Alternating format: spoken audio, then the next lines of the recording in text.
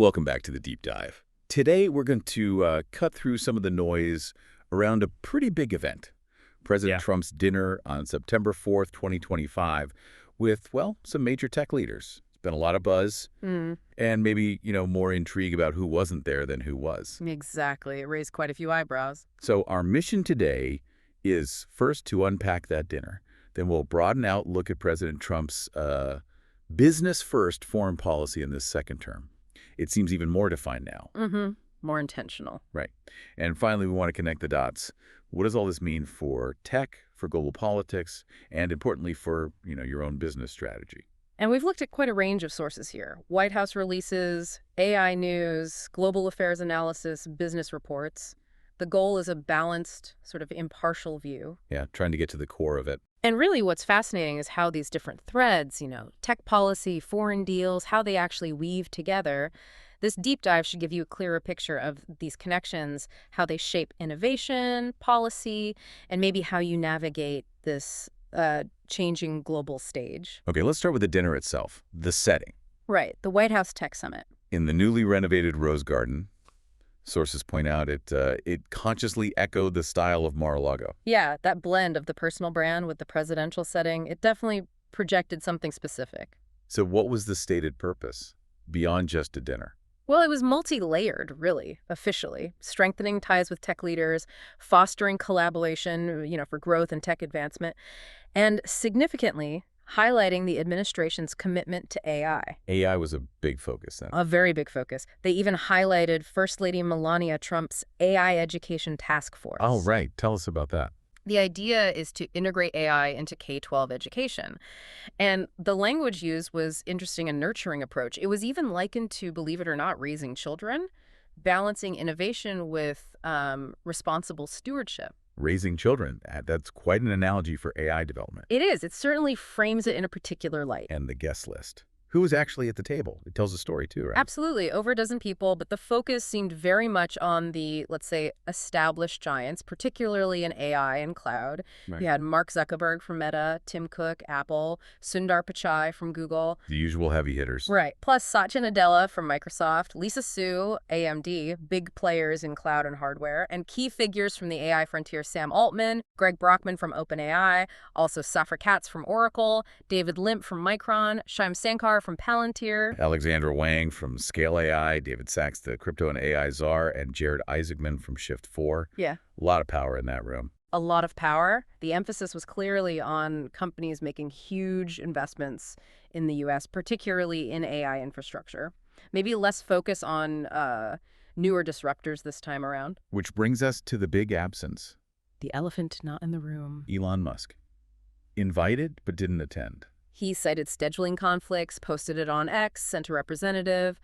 But yeah, it became a huge focal point. Why did it matter so much? There must Well- be more to it than just a busy schedule. Oh, definitely. There's history there, political intrigue, speculation.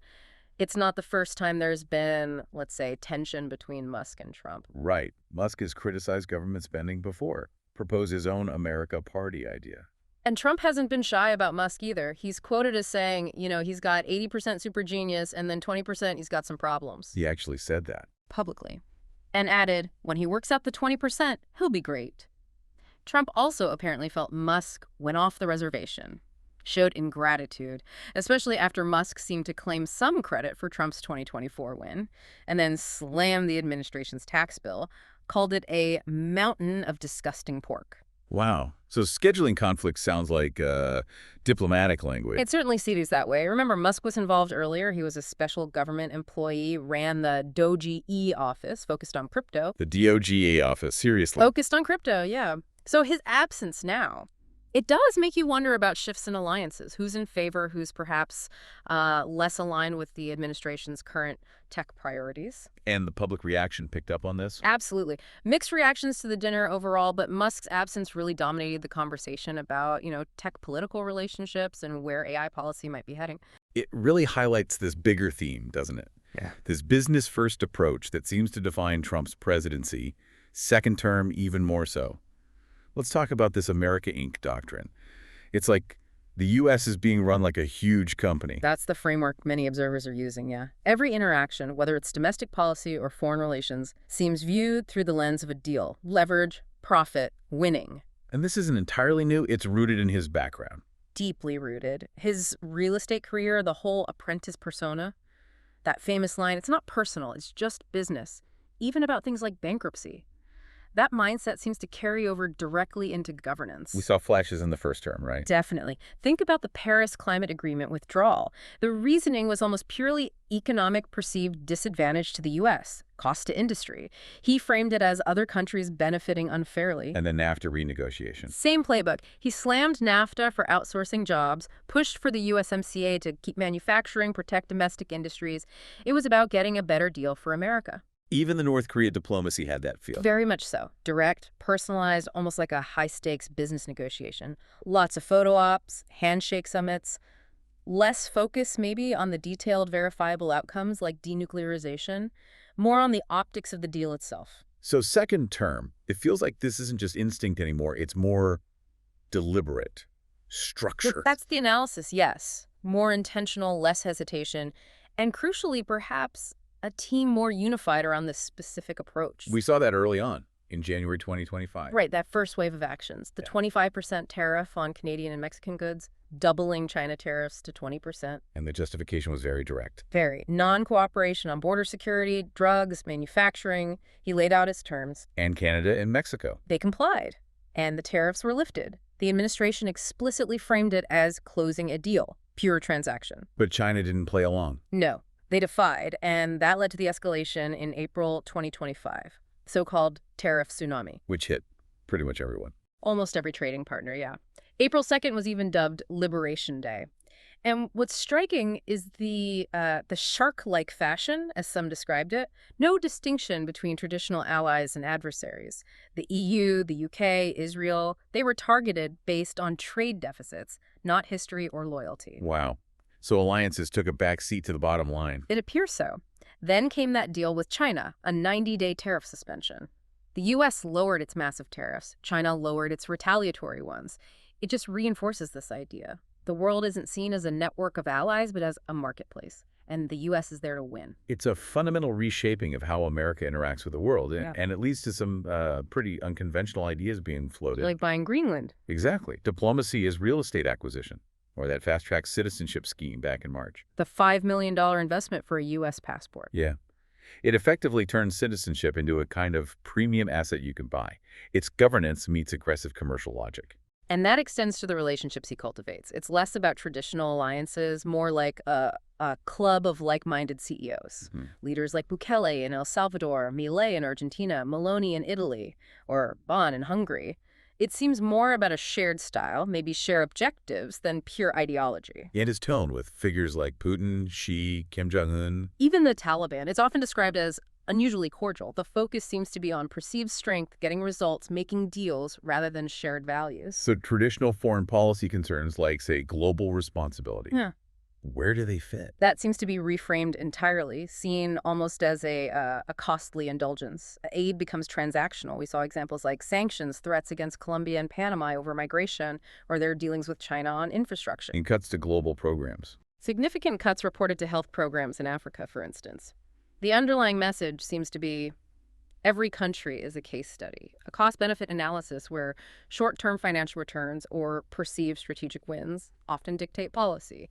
America becomes this leaner, tougher enterprise, expecting loyalty, results, and, well, profit. Okay, so this transactional America Inc. world, what does it mean for businesses, for you trying to navigate this? We're hearing terms like geopolitical multiverse, coined by EY, constant flux, right? Gaza, Ukraine, U.S.-China tensions. Yeah. It's shaking things up globally. And these aren't just headlines in the background. They hit businesses directly. Markets, supply chains, even customer demand. How so? Give us some concrete examples. Well, think about it. Trade policies changing almost overnight, like those tariffs. New conflict zones disrupting shipping routes or making markets inaccessible. Yeah. The threat of sanctions suddenly cutting off suppliers or customers. Shipments get delayed. Costs go up. And the Ukraine situation is a big what if. A huge one. Pundits like George Brandes have raised the concern, what if Trump pulls U.S. support, forces a surrender? That could potentially give the conflict global dimensions. Imagine the long-term instability, the impact on planning for any business operating internationally. It sounds incredibly volatile. So if you're a business leader or just trying to understand the economy, what can you actually do to prepare? How do you build resilience? That's the million-dollar question, isn't it? It requires a much more proactive stance. Hmm. Look at ANZ, the bank. They set up a whole dedicated unit just to monitor global events, use detailed data for risk assessment. It lets them adjust strategy in near real time. So constant monitoring is key. What else? Diversification is huge. Don't rely on single suppliers or single markets if you can help it. Spread that risk. Makes sense. Technology helps too. Better supply chain visibility, using data analytics to spot vulnerabilities before they become crises. What about the financial side? Absolutely critical. Look into financial options hedging, lines of credit to manage cash flow gaps if disruptions hit. Plan for currency fluctuations. That can sting. And relationships. Crucial. Strengthen ties with your key suppliers. Network within your industry, share information, understand trends.